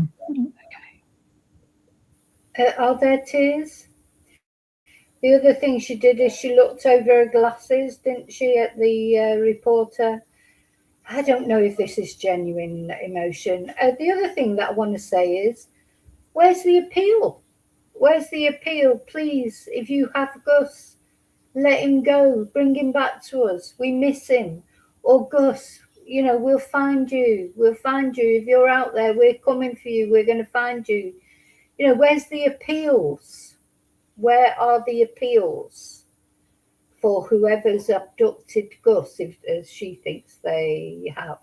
Or even for Gus, where's the, you know, that's normally you'd be there, wouldn't you? Like, please, please, please bring our grandchild home. Please end this torment. Nope, no appeal. Take as long as you want.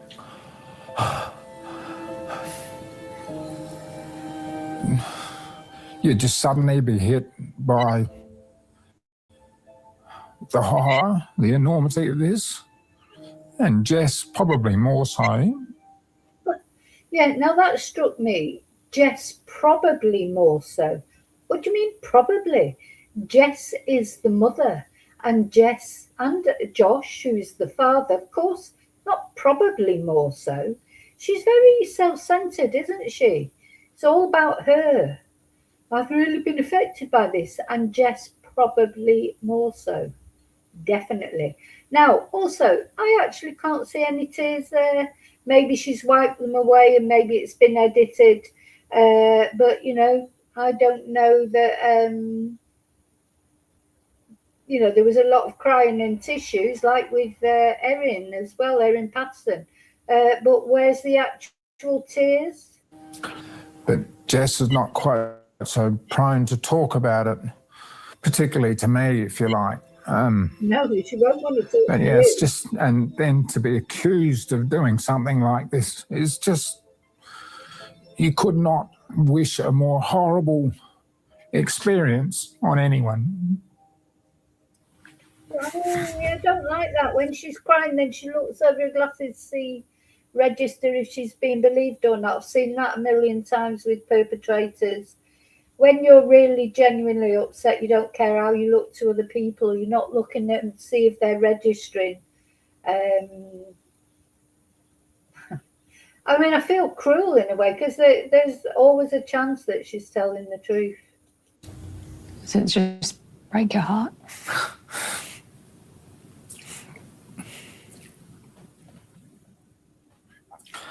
And I guess we live in the hope that this is a benign abduction and he's still out there somewhere, and it just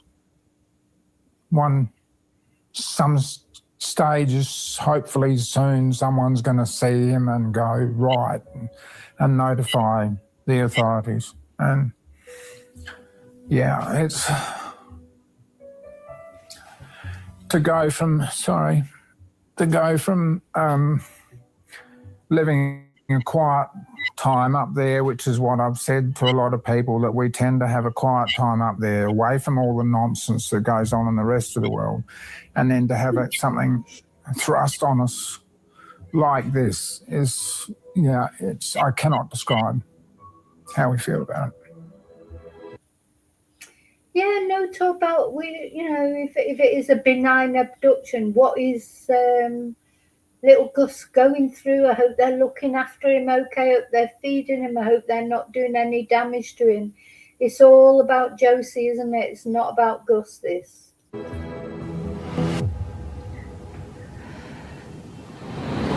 Next.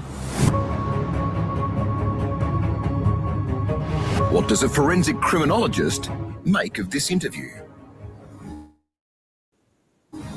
Well, you wouldn't do that if you were innocent, or you wouldn't do that if you were guilty.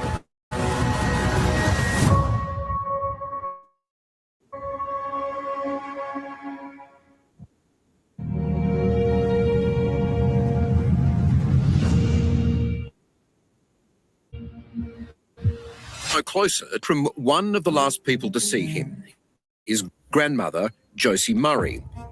And we've shown the interview to a criminal psychologist for fresh insight into this mystery. In what you help police with, what might they look at in Josie's interview in terms of materials that they've gathered in this investigation. A tiny fraction of that, I'm sure, is what is publicly available for good reason. They would be interested in looking at the account that Josie gives in this interview, looking at how that compares to other information. Well, but something that I've focused on in the detectives training that I provide is not to make any assumptions about body language. It is notoriously flawed in producing any conclusions about whether somebody is truth-telling or potentially deceptive. So something I've focused a lot is ensuring that people focus more on the quality of the evidence that they can extract from an interview. How important is it then that the investigators, I guess to put it simply, don't judge a book by its cover? It's extremely important that investigators keep an open mind. And I think for the community as well, because we're in a world where there is a lot of public judgment and immediate decision making.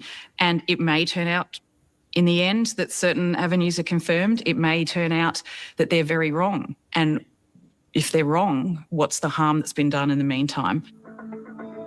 Until now, we haven't seen emotion in Josie, and she's been identified as the main suspect. In fact, we've seen hostility. She's barged media outside of court. She's been very angry with a lot of people on her property. From an investigator's point of view, she's a very aggressive person. And I think, yeah, that Bill, he is her partner, isn't he? Reading between the lines, you know. And Shannon still lives at that property. Where else is she going to live? It's her property, isn't it? Is it Shannon's property? do you have to be careful about judging that character or those characteristics in the context of this case, a missing child? Absolutely. And look, I think, you know, for the general public,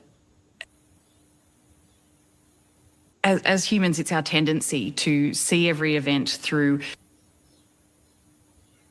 our filter of what our experience has been and what we've been previously exposed to. And so we can be very quick to judge, well, you wouldn't do that if you were innocent, or you wouldn't do that if you were guilty. But if we haven't lived through that experience, we can't really say that. There was no sign that he'd been down there, no blood on the concrete floor, nothing. In your expert opinion, you've had a look at Josie's interview. Broadly, what are your impressions of her and what she's saying? I think to put oneself out there and address questions, and there can be different motivations for that, but regardless of the situation, I think it's pretty brave because you're putting yourself out there for further public commentary and debate and speculation. Josie Murray has told us that she has concerns that perhaps early evidence was missed or lost in the rush to find Gus. What was the priority of police then, from an investigative point of view, at the time when they arrived? Certainly I know from many, many missing persons investigations that I've assisted the police with, we have to keep in mind that priority of people are desperate to find a child and as quickly as possible. But there are also those protocols of anyone who is missing, as police would be trying to ensure, evidence preservation needs to be a top consideration as well from the very beginning, because evidence can be lost very quickly. But I know it is a real challenge for investigators or responding police to manage both of those priorities. We're on the front veranda and Shan said that... Look, police can make mistakes. Of course they can. Of course they can, because they're human beings. They were desperate to find this little boy. Because in the beginning, they wouldn't have thought anything untoward had happened to him. But the thing that really concerns me the most is, why is this woman making this interview now? Why is she trying to make out the police are rubbish? You know, they're trying to find her grandson at the end of the day. Why did she stop cooperating? Why are her stories inconsistent? You know, I just don't know why she's done this interview. Gus was just down near what we call the bomb shelter playing. Given they have no forensic evidence that we're aware of, we finally have words, and in those words are emotions. Does this help police now? Have they got a bit more to go on than they had last week? Well, I'm hopeful that this might actually enable Josie to feel that she's been able to have her say, and that potentially doors may be opened on both sides for more information from Josie to be explored. And potentially, if Josie feels that she has been listened to and been able to put her perspective or the family's perspective or both, then potentially there's an avenue for more discussion with investigators. Look, it's tiptoe around the tulips, isn't it? I mean, the thing is, I don't believe the police are transphobic, but they might be. But the other thing where you've got to look at it as well, you've got to be careful of people who are trans or any other, minority group, throwing that as an accusation to the police, like racism, or it's racism, or it's transphobia, or it's homophobia, or what, because that happens as well. So we've got to have we got any reason to think the police are transphobic? Have we? You can't name someone as a suspect just because you might get accused of transphobia. Trans people, just the same as everybody else, do bad things. Everybody, all walks of life do bad things from time to time. Twonks are twonks, whatever colour they are, whatever sexuality they have. So yeah, it's very. You can hear there's a bit of a tiptoeing around, like, don't want to make her feel that we're being prejudiced against her. It's not prejudice against someone. The police have tried their best to find out what's happened to Gus, and that's the conclusion that they've come to. That Josie knows. If they were transphobic, they would have said that right from the beginning, wouldn't they? It would help find out what's happened to Gus. What would your message be to the public and to authorities now?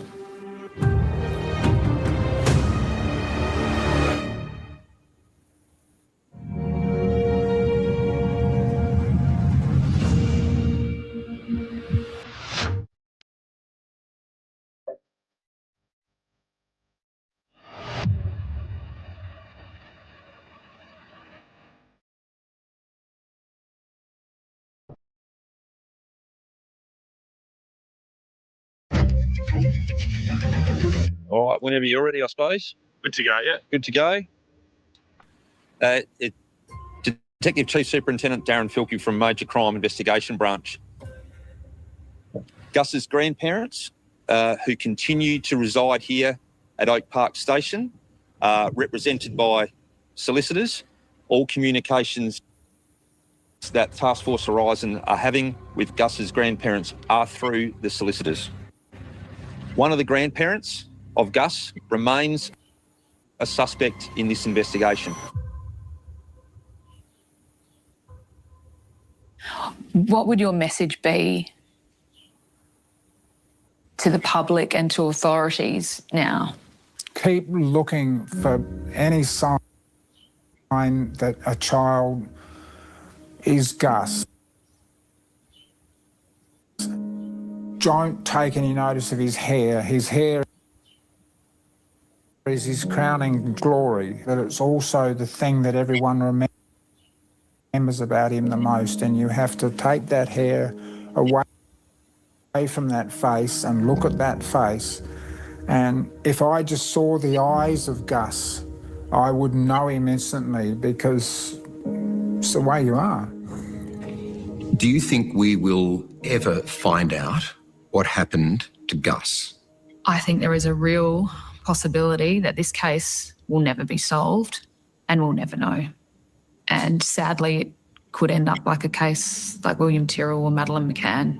It's as heartbreaking as it is to say, it's a very real possibility. A cold case with no answers, no clues. That's how it might stay. Is it hard being in the house? A lot of his toys still around. We bought him a little two-wheel push bike, for peddling around with training wheels on. We thought he'd just about at that stage. That's still sitting in the lounge, and every time I walk past, I go, oh my God. There's all sorts of stuff that reminds me of him. This situation won't finish until they find either a boy or a body. And,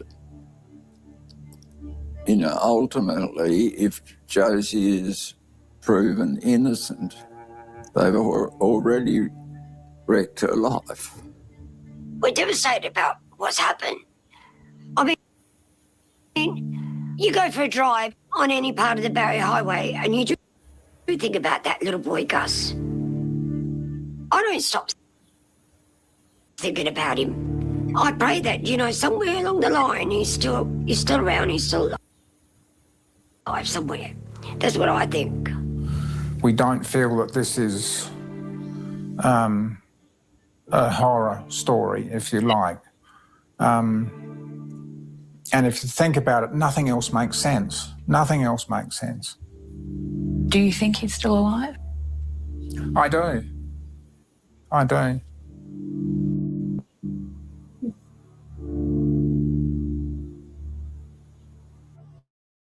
We asked South Australia Police for an interview in relation to Josie's allegations. They told us, sadly, despite 11 individual large-scale searches of Oak Park Station, no evidence relating to Gus Lamont's disappearance has been located. Task Force Horizon has and will continue to investigate any and all information, including information provided by Gus's family that could assist in identifying what has happened to Gus. As the investigation is ongoing, it is not appropriate for SA Police to discuss specific aspects of the investigation that could compromise any potential future court proceedings. I'm Michael Usher. Until next week, good night. Oh, there you go. There you go. That's the interview. Why did she do that interview? I think it raises more questions than it answers. Why did she do this interview? What, all these new things she said, what, are they true? I mean, all we can do is watch it, listen to her. I don't feel like I feel any different. I feel like Josie does know what's happened to Gus. Whether it was a purposeful thing or an accident, I have no idea. I think the conflicting stories that she gave to the police, that's the reason the police suspect her. And also, I think because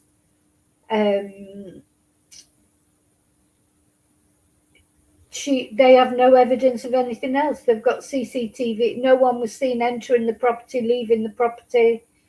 There's no evidence of an abduction. There's no evidence of an accident or whatever. They've searched that property so thoroughly. So their only conclusion really is that he's been buried somewhere. Something happened to him on that property. And for some reason, didn't they specifically saying Josie did it, not Shannon, not Jess, not even Shannon, who it does. She's contacted a lawyer as well, of course, but I don't think she's a suspect. I think, she probably knows about it, and that Bill maybe even knows what's happened. Because they're thick as thieves, aren't they? I think my main question would be, why has Josie done this interview now? And why is she trying to be down on the police who are looking for her grandson? No. William Tyrrell, it's like, isn't it, Kelly? Very like it. The boy in the Spider-Man pajamas. Thing is, these little people, they're so difficult to find. It's hard enough sometimes to find an adult body, but little tiny body is easy to hide, especially in a sprawling place like that. And then, you know, my other thought is, why would Josie do that? And then I have to think, well, because there was something toward him, whatever happened to him. You know, that's why she felt she had to bury him, because if it genuinely had been an accident, why would she have buried him? Or is she right and are the police wrong? Let me know what you think. Listen, thank you so much for being here with me while we went through that interview. Thank you for caring about Gus and giving me your opinions in chat, etc. You know, let's just hope and pray this mystery will be solved one day. I'd like to hope and pray that Gus is still alive. I hope he is. But it just doesn't feel like it, does it? So, and if the police don't think so, I think they've got reason for that. Anyway, thank you so much. Don't forget to leave your DNA on the like button, the subscribe button. Yeah, share the video, press your notifications. I'll see you really soon in the next video. And until then, thank you. May your God go with you. Bye.